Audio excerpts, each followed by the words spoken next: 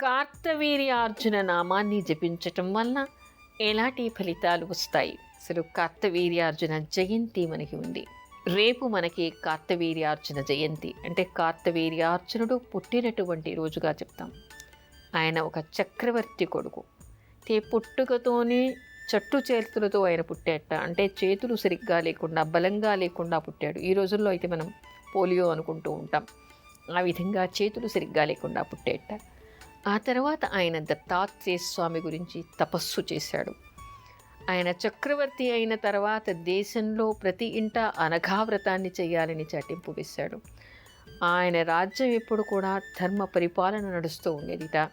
ప్రతి ఇంట కూడా అనఘా సహిత దత్తాత్రేయ స్వామిని వాళ్ళు పూజ చేస్తూ ఉండేవాళ్ళుట. ఎప్పుడు కూడా దత్తనామాన్ని ఆయన జపిస్తూ ఉండేవాట. ఆయన కోసం తపస్సు చేశాట ఒకసారి. అప్పుడు దత్తాత్రేయ స్వామి ప్రత్యక్షమై, నీ భక్తికి నేను మెచ్చాను, నీకు ఏ వరం కావాలో కోరుకో అన్నట్ట. అయితే ఆయన కోరుకున్నటువంటివి అద్భుతమైనటువంటి వరాలు, లోక కళ్యాణం కోసం కోరినటువంటి వరాలుగా మనకి కనిపిస్తాయి. ఏమని కోరుకున్నాడు?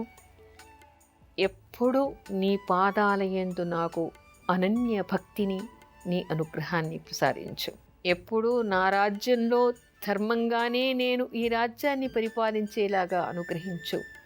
నా రాజ్యంలో ఎప్పుడు కూడా అందరూ నీ భక్తులై నీ పూజ చేసేలాగా, ధర్మవర్తనులై ఉండేలాగా, నా దేశం ఎప్పుడూ పాడి పంటలతో సుభిక్షంగా ఉండేలాగా అనుగ్రహించు. నాకు చేతులు సమంగా లేవు, నాకు అవసరమైనప్పుడు సహస్ర బాహువుల్ని ప్రసాదించు. అదేవిధంగా నా నామాన్ని తలుచుకున్నటువంటి వాళ్ళకి పోగొట్టుకున్నవన్నీ కూడా లభ్యమయ్యేలాగా వరాన్ని ప్రసాదించు అని కోరుకున్నట్ట. ఎంత అద్భుతంగా ఉంది! అన్నీ ధర్మమైనటువంటి కోరికలే కార్తవీర్యార్జునుడు కోరాడు. దత్తాత్రేయ స్వామి ఆయన కోరిక విని చిరునవ్వు నవ్వేట. తథాస్తు అని చెప్పేసి అంతర్ధానమయ్యాట. అప్పటి నుంచి కార్తవీర్యార్జునుడికి చూడటానికి బలహీనమైనటువంటి చేతులున్నప్పటికీ అవసరమైనప్పుడు, యుద్ధం చేయాల్సి వచ్చినప్పుడు ఆయనకి సహస్ర బాహువులు ఉండేవిట. అంతేకాదు, ఆయన రాజ్యం ఆయన ఉన్నన్ని రోజులు కూడా ధర్మంగానే నడిచిందిట, ధర్మ పరిపాలన చేసేట. ఆయన రాజ్యంలో అందరూ దత్త భక్తులై ఉండేవాళ్ళుట. అందరి ఇంట అనఘావ్రతం నడుస్తూ ఉండేదిట. ఆయన అహర్నిశలు దత్తనామాన్ని జపిస్తూ ఉండేవాట.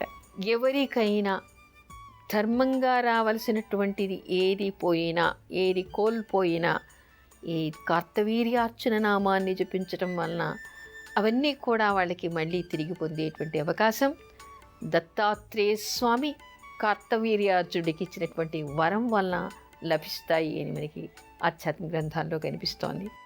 అందుకని ఎవరికైనా ఏదైనా ఒక వస్తువును పోగొట్టుకున్నారు, లేదు ఏదైనా ఒక స్థానాన్ని పోగొట్టుకున్నారు, ఇంటికి రావాల్సినటువంటి మనిషి తిరిగి రాలేదు, పిల్లవాడికి పెళ్ళి కావటం లేదు, అమ్మాయికి పెళ్ళి కావటం లేదు, ఇంటికి వెళ్ళినటువంటి వాడు ఇంకా రాలేదు, ఎక్కడున్నారో తెలియదు.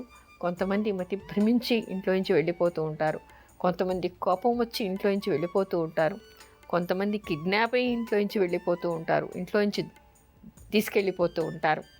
అదేవిధంగా వస్తువులు పోతూ ఉంటాయి, పశువులు పోతూ ఉంటాయి, ఉద్యోగం పోతూ ఉంటుంది, స్థానభ్రంశం జరుగుతూ ఉంటుంది, తన స్థానంలో ఇంకొకరిని కూర్చోబెట్టి తన్ని పక్కకు తప్పేస్తూ ఉంటారు.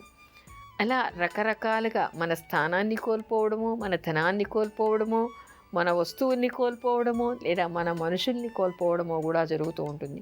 కోల్పోవడం అంటే వాళ్ళు మరణించడం అని ఇక్కడ అర్థం కాదు, వాళ్ళు మనకి కనిపించకుండా దూరం అయిపోవడం. అలా ఉన్నప్పుడు మన సమస్య తీవ్రతను బట్టి కార్తవీర్యార్జున నామాన్ని జపిస్తూ ఉంటే అవి తిరిగి లభిస్తాయి అని చెప్తూ ఉంటారు.